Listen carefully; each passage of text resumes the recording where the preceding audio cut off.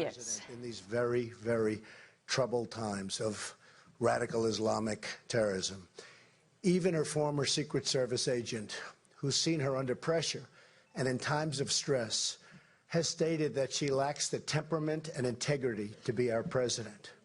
There will be plenty of opportunity to discuss these important issues at a later time, and I will deliver that speech very, very soon. But today, there is only one thing to discuss: the growing threat of terrorism inside of our borders. The attack on the Pulse nightclub in Orlando, Florida, was the worst terrorist strike on our soil since September 11th, and the worst mass shooting in our country's history. So many people, just hard to believe, but just so many people dead, so many people gravely injured, so much carnage, such a disgrace. The horror is beyond description. The families of these wonderful people are totally devastated, and they will be forever. Likewise, our whole nation, and indeed the whole world, is devastated.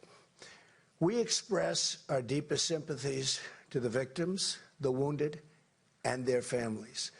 We mourn as one people for our nation's loss and pledge our support to any and all who need it. I would like to ask now that we all observe a moment of silence for the victims of this attack.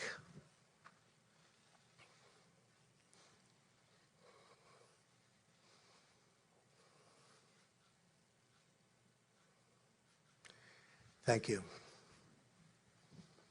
Our nation stands together in solidarity with the members of Orlando's LGBT community. They have been through something that nobody could ever experience. This is a very dark moment in America's history. A radical Islamic terrorist targeted the nightclub, not only because he wanted to kill Americans, but in order to execute gay and lesbian citizens because of their sexual orientation. It's a strike at the heart and soul of who we are as a nation. It's an assault on the ability of free people to live their lives, love who they want, and express their identity. It's an attack on the right of every single American to live in peace and safety in their own country. We need to respond to this attack on America as one united people, with force, purpose, and determination. But the current politically correct response cripples our ability to talk and to think and act clearly. We're not acting clearly. We're not talking clearly. We've got problems. If we don't get tough, and if we don't get smart and fast, we're not going to have our country anymore. There will be nothing, absolutely nothing left.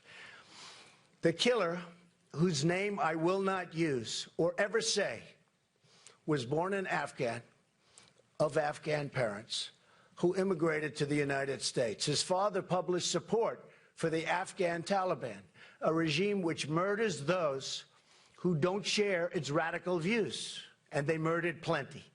The father even said he was running for president of Afghanistan.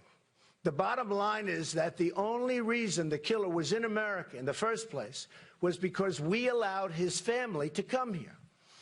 That is a fact, and it's a fact we need to talk about. We have a dysfunctional immigration system which does not permit us to know who we let into our country, and it does not permit us to protect our citizens properly. We have an incompetent administration, and if I'm elected president, that will not change. I will tell you, that will not change over the next 4 years. We have an administration that will not change. But if I get in there, it's going to change, and it's going to change quickly. We're going from totally incompetent to just the opposite, believe me.